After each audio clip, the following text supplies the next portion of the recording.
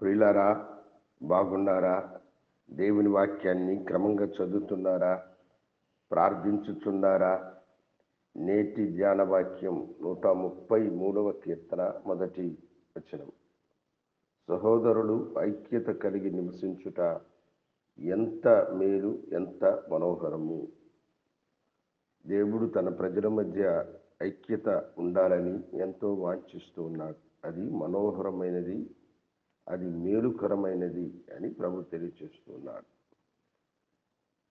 ఒక అడవిలో 4 ఎద్దులు, బలిష్టమైనటువంటి ఎద్దులు స్నేహంతో జీవిస్తూ ఉండేటువంటి అవి ఎక్కడికి వెళ్ళినా 4 కలిసి వెళ్ళేవి. ఎక్కడ మేత మేయాలనుకున్నా అవి కలిసి మేత మేయిచూ ఉండేవి. దుష్ట మృగములైన పులి, సింహం లాంటివి వాటి దరిదాపులకు వెళ్ళి వాటికి కీడు చేయాలని, లేకపోతే వాటిని చీల్చి చెండాలని ప్రయత్నం చేస్తే ఈ 4 ఏకీభవించి తమ వాడిగలిగినటువంటి కొమ్ములతో ఆ దుష్ట మృగము గాయపరిచి తరుముకునేటువంటి, నలువైపులా వాటిని ఎదుర్కోవడము ఏ దుష్ట మృగాలు కూడా సాధ్యము కాదు కనుక ఆ దుష్ట మృగాలు ఏవి కూడా వాటిని సమీపించడానికి సాహసించేటువంటివి కాదు. దినదినము వాటి స్నేహము బలపడినటువంటిదై అవి కలిసి కట్టుగా జీవిస్తూ ఉండేవి.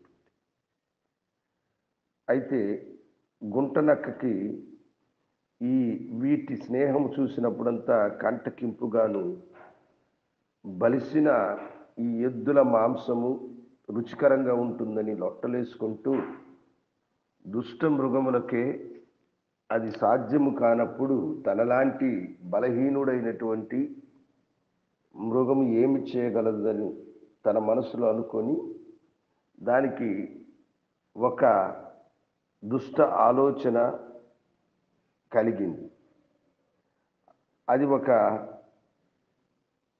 పులి దగ్గరకు వెళ్ళి, పులి బావా, ఎన్నో రోజులుగా మీరు ఆ 4 ఎద్దులను చంపి తినాలని చూస్తూ ఉన్నారు. ఆ అవకాశాన్ని నేను కల్పిస్తాను. మీరు తిని నాకు కూడా కొంత మాంసాన్ని మిగిల్చి వెళ్ళాలి అని చెప్పి, అప్పుడది నా కడుపు నిండిన తర్వాత ఇక నాకు అవసరమైనది ఏమి ఉంటుంది, వాటి మాంసాన్ని నువ్వు నాకు అనుగ్రహిస్తే నేను నీకు కావలసినంతది అనుగ్రహిస్తానని దానికి అభయం ఇచ్చింది. ఈ నక్క ఆ 4 ఎద్దుల మధ్య ఒక ఎద్దుని కలుసుకొని ఆ ఎద్దుతో, ఏం బావా, బాగున్నావా అని అడిగింది. ఏమి నన్ను చూస్తే నీకు ఎట్లా కనిపిస్తుంది, బాగులేనట్లుగా కనిపిస్తున్నదా అని ఆ ఎద్దు అన్నది. అప్పుడు అన్నది, నా కంటికి అలాగనే కనిపిస్తూ ఉన్నావు, ముందు వలె నువ్వు పుష్టిగా లేవు, నువ్వు చిక్కిపోయి ఉన్నావు అని అన్నది. నీ కళ్ళకి అలా కనిపిస్తున్నానేమో, నాకేం అలా అనిపించడం లేదంటే నీ కళ్ళకి అలా కనిపించడం లేదు, కానీ చూసేవారికే కదా తెలుస్తుంది. మీరు 4 కలిసి మేస్తున్నందువలన నీకు ఇక్కడ గడ్డి చాలడం లేదు. నీవు వేరే ఈ గడ్డిని కనుక మేస్తే ఇంకా పుష్టిగా, సౌందర్యంగా నువ్వు ఉంటావని దానికి ప్రలోభాలు పెట్టే మాటలను చెప్పింది.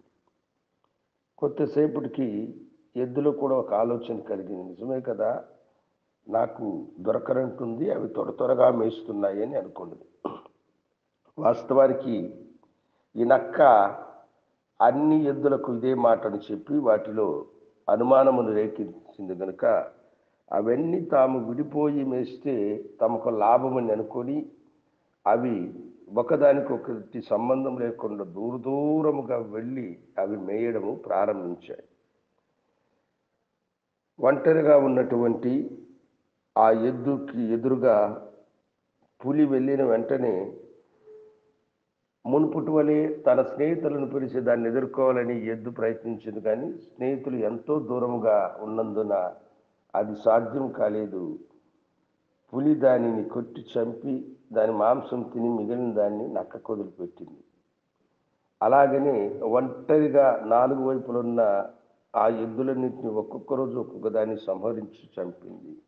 చివరికి అవి 4 కూడా తమ ప్రాణాన్ని కోల్పోయినాయి.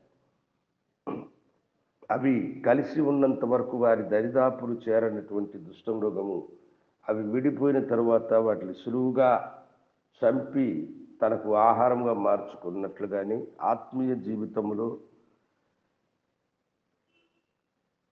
సాతానుడు మనలను చీల్చి చెండాడి మన ఆత్మీయ జీవితాన్ని పాడు చేసి మనలో అనైక్యతలను కలుగు చేస్తూ ఉంటాడు.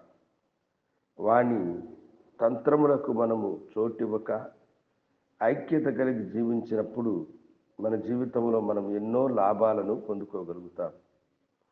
మీరు అపోస్తుల కార్యగ్రంథ పుస్తకంలో అపోస్తుల జీవితాలను పరిశీలించి చూసినప్పుడు 4వ అధ్యాయంలో వారు ఏక మనసుతో బిగ్గరగా మొరపెట్టగా అని పేతురు యోహానులు చెరసాల నుంచి విడుదలైన తర్వాత మాటలు మనం చూస్తాం. ఆ తర్వాత విశ్వసించిన వారందరూ ఏక హృదయము, ఏక ఆత్మయు, ఏక మనస్సు కలిగిన వారై ఉన్నారని వాక్యం తెలుసు.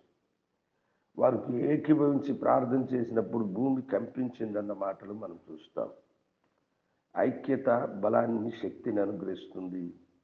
అనైక్యత దేవునికి ఇష్టమైనటువంటిది కాదు. కనుక సహోదరులు ఐక్యత కలిగి నివసించుట ఎంత మేలు, ఎంత మనోహరం. మహాగణుడానికి వందనాలు. బిడ్డలను మీరు దీవించండి, మీ నామానికి మహిమకరంగా వాడుకొని వారి లేమిని కలిమిగా మార్చండి. వ్యాధి బాధల నుంచి బిడ్డలను విడుదల చేయండి. గర్భఫలం లేని వారికి గర్భఫలం ఇవ్వండి నాయన. జ్ఞానహీనులైన బిడ్డలకు జ్ఞానాన్ని ఇవ్వండి. నిరుద్యోగులకు మంచి ఉద్యోగాన్ని ఇచ్చి ఆశీర్వదించమని నీ దివ్యకర్మలకు బిడ్డలను సమర్పించుకుంటూ యేసునామమున అడిగి వేడుకొంచున్నాము తండ్రి. ఆమేన్. శుభోదయం. ప్రభువు మిమ్మల్ని దీవించును గాక. ఆమేన్.